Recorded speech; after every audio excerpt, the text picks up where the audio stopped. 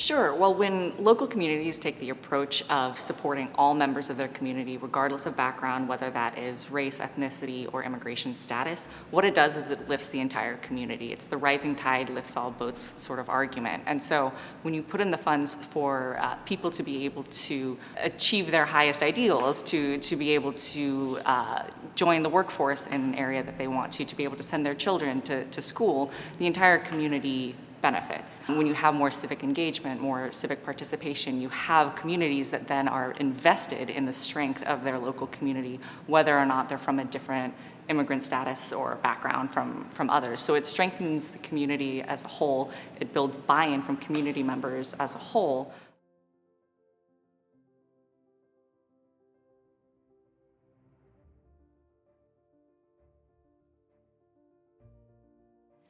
Yeah, that's a really difficult question because immigration as a system is a federal issue.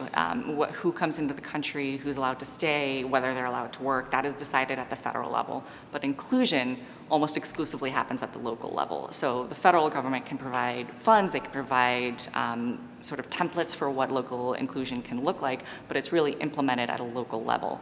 And so one can't exist without the other. But local inclusion efforts can be, they can be more flexible, they can be more responsive to the needs. So a lot of recently arrived populations are typically dependent on federal actions, whether that is the presidential determination for how many refugees are allowed into the country versus, temporary protected status, parole, that sort of a thing.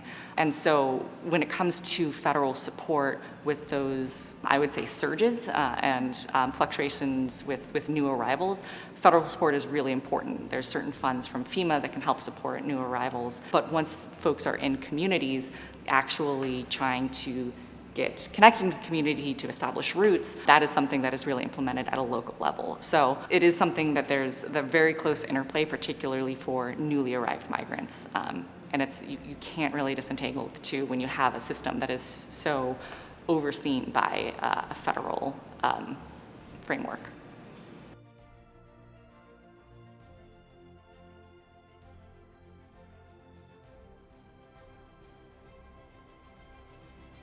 The only thing that I would add is that when we're thinking through, what are the best practices for sustainability and for financing in particular for local inclusion programs, I sort of have three main takeaways. The first one being diversification, making sure that there is a variety of sources of funding.